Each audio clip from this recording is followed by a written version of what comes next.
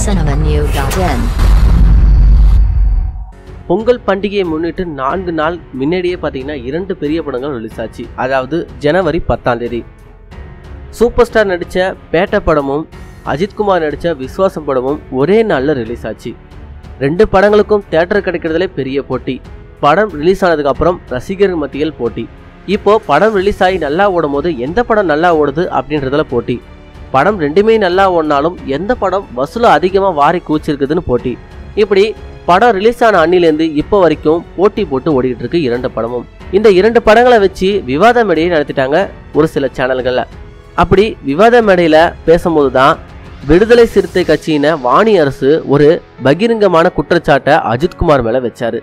அந்த குற்றச்சாட்டு என்னன்னா, விஸ்வாசம் படம் ரிலீஸ் ஆனதும் விஸ்வாசம் படம் பார்க்கறதுக்காக பணம் தராத தந்தைய மகன் எரித்த சம்பவம், தியேட்டரில் சீட்டு கிடைக்காதனால அடிதடியாகி கத்தி குத்து வரைக்கும் போன ஒரு சம்பவம். இதெல்லாம் மேலே உச்சக்கட்டம் என்னன்னா, அஜித் கட் அவுட்டுக்கு பால் அபிஷேகமும் மாலையும் சாத்துறதுக்காக கட் அவுட் மேலே ஏறி நின்ன கிட்டத்தட்ட 6க்கும் மேற்பட்ட ரசிகர்கள் கட் அவுட் கீழே விழுந்து அடிபட்டிருக்காங்க. இவ்வளவு சம்பவம் நடக்கும்போது இதுக்காக அஜித் எந்தவித வருத்தமுமோ இல்லை ஒரு எச்சரிக்கையும் இல்லை ரசிகர்களுக்கு ஒரு அறிகுறியும் சொல்லாம இருப்பது ஏன்?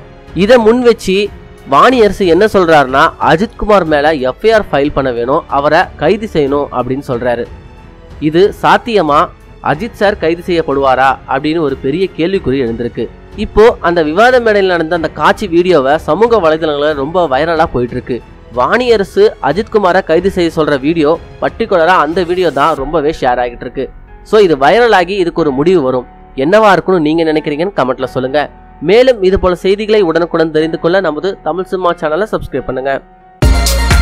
மேலும் இது போல செய்திகளை தெரிஞ்சுக்க நம்ம தமிழ் சினிமா சேனலை சப்ஸ்கிரைப் பண்ணுங்க.